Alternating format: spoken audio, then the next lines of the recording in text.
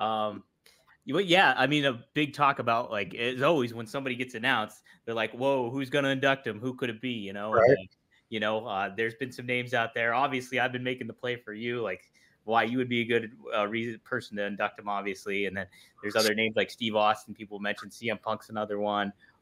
Tommy Dreamer's another one, maybe out there too. Well, how do you feel about that? Who do you think should induct Paul, and what do you think on that level? I think they can definitely find somebody better than me. It would be an honor and of course, if I was nominated and asked to do it, I would give it my best. And I think that I would want input from other wrestlers too that I think should have got picked probably over me. I mean, Dreamer, Bubba, Taz, those guys, they know Paul a lot more than I do. They were in New York. I would see them on the weekends. They'd see them all week too. And they were there in the office, in the production studio, helping move the TV forward, also with the merchandise and just booking towns, everything. They really worked with them. And so there's that. And then even before ECW, he managed a lot of wrestlers, and some of them could probably tell some good stories about Paul transitioning from being the fan that was selling programs to the camera guy to, actually managing talent, or however might have, if that pathway is flawed, then excuse me, but it was something like that. And I know we were, the Samoans, I don't know if they speak English that well, but there's definitely some other, I don't know, franchise, Shane Douglas, I'll put him on my list. And I don't know what their relationship is, but that's how I feel about it. I'd be honored. Of course I would do it. I would want input from everyone else. And I feel like I only knew one, maybe two sides of Paul. Yeah.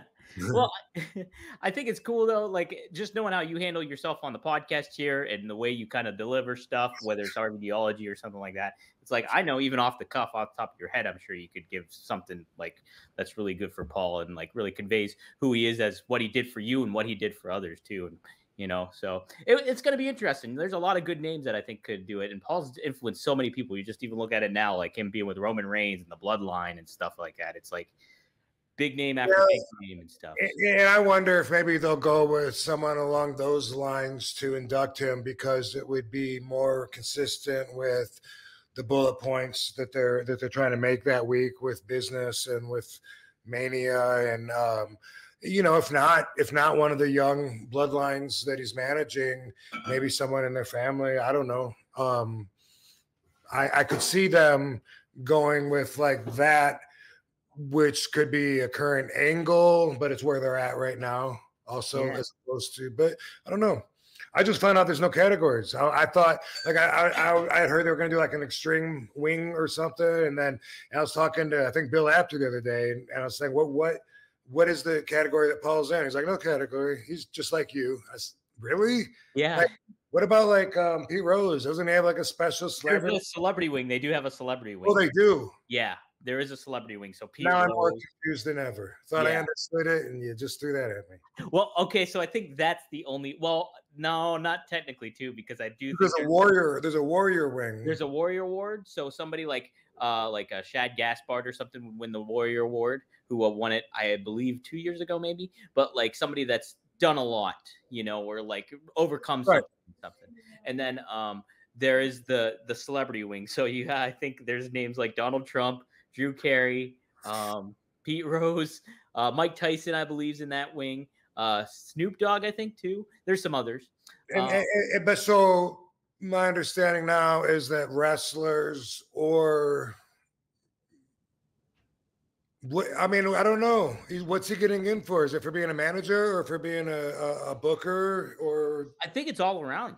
Okay, all around, because like there's you're like structured Hall of Fame, like, so you're in there, like Bruno's in there, name everybody, Steve Austin, whoever, and Paul is going to be a part of that.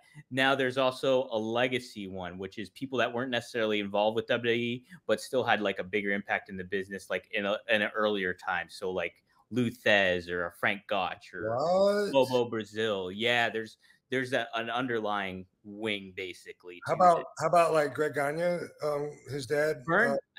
Vern, Gagne? I think, is in your Hall of Fame, so he's a part of Okay. your guys', I think. Interesting. Yeah. So I don't know how they distinguish it between one another. Like Bruiser Brody's in the other one, you know, and in the other wing, the legacy wing. And when I introduced the Sheik, maybe he's in the legacy one. He might be in the legacy one. I'll have to double check on that one because, yeah. So, but yeah, there's a core one that all the names, you know, when they have their induction speeches or like they have a moment for them, that's the one Paul is going to be in along with you and, you know, other. Cool. Well, it's great to see him get his flowers and what an important man behind the scenes he is. Yeah, 100%. Jeez, all this. You hear everybody talk about him in certain ways and what he's done for them. And, you know, even you just mentioned it too, like the people that, you know, the younger talent that kind of goes to him. And like, I'm sure he was very proactive backstage and like kind of giving people input and stuff. Of course. Yeah. Definitely congrats to Paul Lee.